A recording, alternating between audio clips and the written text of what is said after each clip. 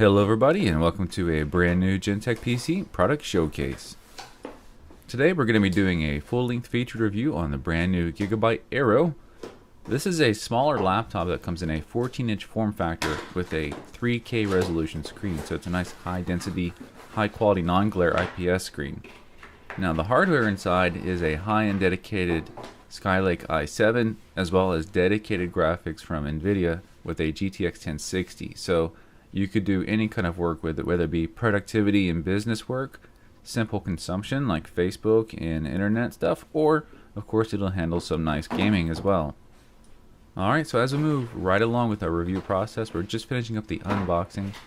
As you can see, the laptop came out on top. We're just pulling out our warranty information and driver's disc, and of course we still got our power adapter here. Now if you are interested in colors, you do have choices in different colors as well. If you go to the product page link in the description of the video, you can take a look at the different colors available. And a quick close-up of our power adapter so you can see how much power we get out of here. One little side item on the power adapter, you do have a USB port on here. That would let you charge any USB device without actually having to plug it into the laptop. Now one more interesting item we have here, this is a USB 3 Ethernet adapter. So this gives you your wired network connectivity through a USB port. This is because, as you'll see a little bit further up in the review, the form factor of the laptop is so thin that it doesn't have room for traditional RJ45 connection. So rather than making the laptop bigger, they just make you use a USB port instead. But it has the wireless AC that they assume most people will be using since this is an ultra portable laptop. And to round out and finish up the unboxing, we have the other half of the power adapter. This is the side that will be different depending on your region to match your region's power supplies. Alright, it's time to weigh in the contender now. We've got the laptop on the scale at 4 pounds and 2 ounces. Of course, the weight's going to be very important since we're going for an ultra portable laptop. Now once you throw in your power adapter as well, that brings your total carry weight to 5 pounds and 7 ounces.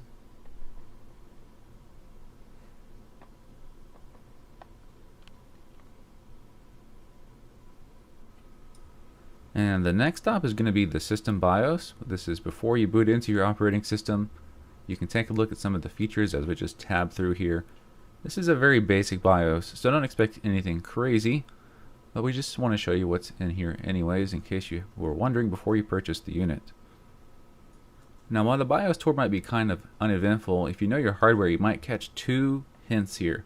One is that we have NVMe, which is non-volatile memory express, which means we have an open slot for a very fast SSD. The other is that we have two system RAM slots and we're only using one of them. So we do have some rooms for upgrades on this system.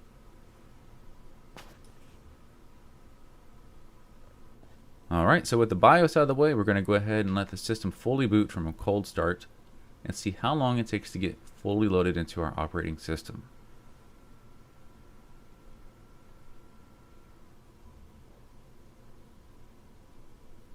And with a rough estimate, we're running the countdown to 18.5 seconds. Not too bad. We are, of course, booting off of a 512 gigabyte SSD. Alright, let's go take a close look at the size now. We've already got it weighed in on the scale, so the other half of that ultra portable form factor has to be that it's slim. So as you can see with the coins up here for scale, it's not even as thick as a quarter on the front or back side. So it does achieve a really thin profile, and that's with the lid in the closed position.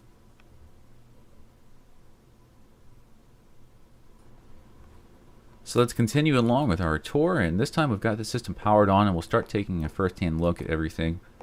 As you can see, for your main interface here, the oversized touchpad does have the integrated left and right clicks, not the separate buttons. A standard low-profile chiclet-style keyboard that is not backlit, so no backlighting on this unit. Now over to the left, you have the macro keys that say G on them. That's kind of a tip to the cap that says gaming for gaming macro keys, but you can use those for anything, including productivity work. Now, one of the stars of the show is that 3K IPS panel. It's a very high quality screen, very pixel dense, and it's looking great from every side because the IPS panel has great viewing angles and it's non-glossy, so it won't show all the light in the room.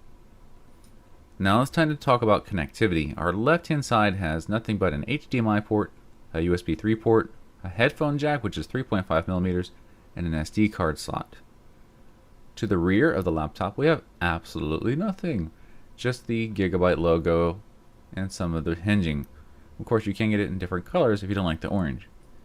Now to the right side we have our power port for charging, two USB 3.0 ports, a mini display port, and the USB 3.1 Type-C. So once again, as I said in the beginning of the unboxing, there is no built-in RJ45 networking. If you want to use the local networking that's wired, instead of using the built-in wireless, you'll have to use that included USB adapter. Now the good news is you get a thinner, lighter laptop, and that USB 3.0 adapter is just as fast as if it would have been built right into the motherboard. And before we go too much further in our review, we wanted to bring in a guest star. This is the Gigabyte Aero in black. Same hinging artwork, just a little bit of orange showing on the edge there, and of course the rest of it is a much more, not quite as flashy, standard black laptop.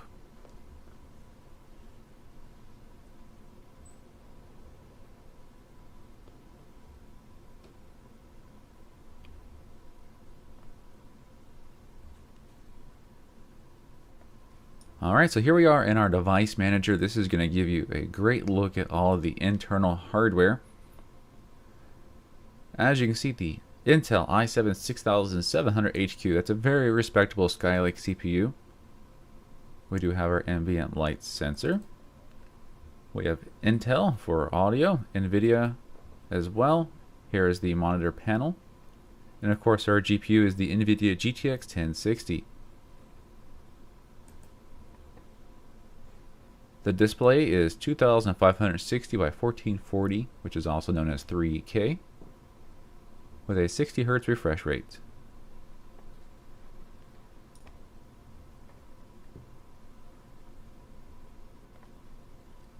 Alright, so some of the software here. This is the Gigabyte Smart Manager. Just a quick graphic interface to let you change up some of the settings that are normally buried a little bit deeper inside of Windows.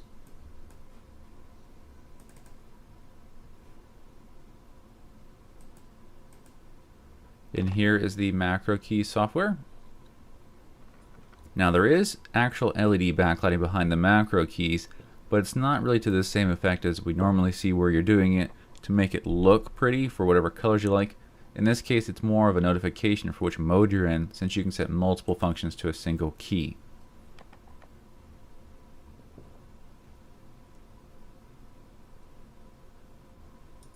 As we move into our benchmarking section, here is the first one for you, the Crystal Disk Mark score for our solid state disk. And the next one is going to be grabbing our ambient noise levels before we put the system under load. So we have the sound meter, and we're just looking to see how loud the system is. Now of course these are worst case scenario figures. We're using a sound meter right next to the exhaust on the laptop. The best way to make any sense of these numbers is to watch more than one review and just compare this system to other systems and determine if it's louder or quieter. And we'll take these figures again once we put the system under load so we can see if it gets much louder than this.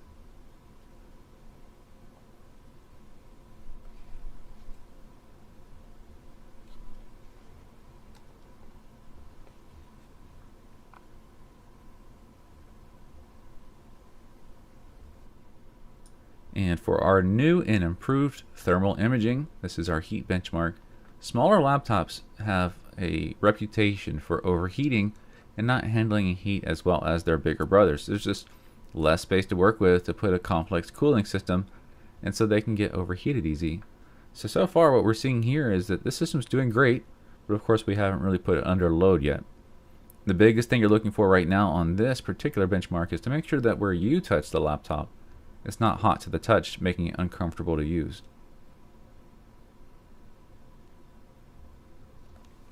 And before we kick off our benchmark, the next thing is to take a quick look at our baseline temperatures.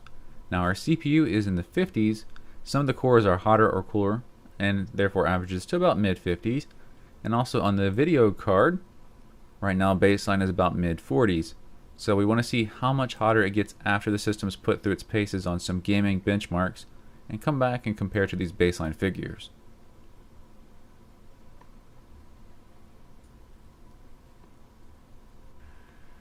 Okay, so right now while the benchmark is running 3D Mark 11, this is the best time to come and see how much hotter and how much louder the system has gotten now that the system components are being put to their maximum limits.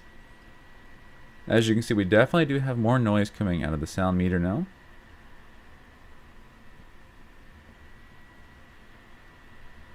However, despite that high load and the higher figures, this is relatively quiet in person, and again, this is the worst case scenario.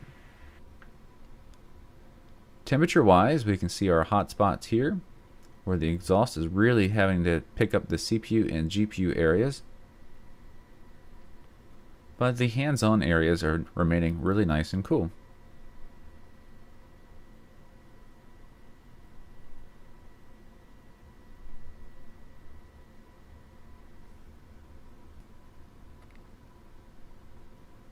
So how'd the little guy do?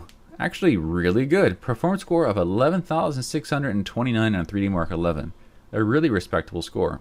How did it handle that? Well, the CPU went up to 70, low 80s, which is actually really good for a CPU temperature, so the CPU stayed great. Now down below, the GPU went up to 68 degrees. That's also really great. So that's good news to see that the hardware inside of this small laptop stays nice and cool. Alright, so the next benchmark score is Firestrike. It came in at 9,493. So also a really great score, especially considering how small and light this package is.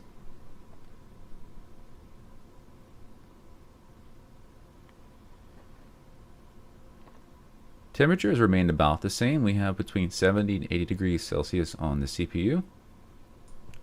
Now for the graphics card, it's still only at 68 degrees Celsius, so it really manages to keep that graphics card nice and cool. Now for a quick run of the sound system.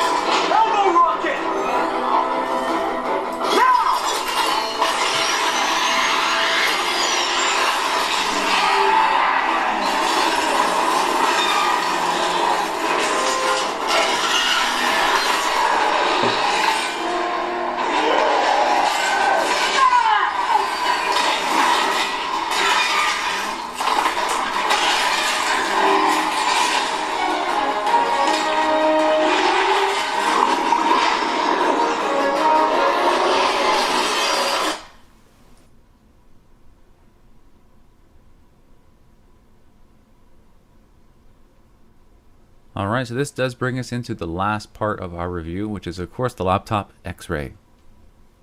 Just kidding, we're actually going to take it apart for you. So let's start with the bottom of the laptop. First thing you're going to have to do is remove all the screws from the outside portion and the center. Now be smart about this and take special note to what screw came from where, because they are of different lengths, and putting one of the long screws into one of the short screw places and trying to screw it all the way back in could easily crack and break something, and of course you'll break your laptop and void your warranty. So we recommend you wait till the warranty is over before you go and try to do any self upgrades, but if you decide to do so, please do so at your own risk. Now once we get inside, it's pretty easy to find everything. It's an easy, small, compact chassis with easy access to all the user upgradable components. We have our large internal battery right here in the front. Just above it we have that M2 slot that has the PCI Express interface for an SSD. In the center we have our system RAM slots, which one is taken and one's empty. That's a 16 gigabyte SODIMM. To the right hand side, an M2 slot that has our current SSD running the operating system.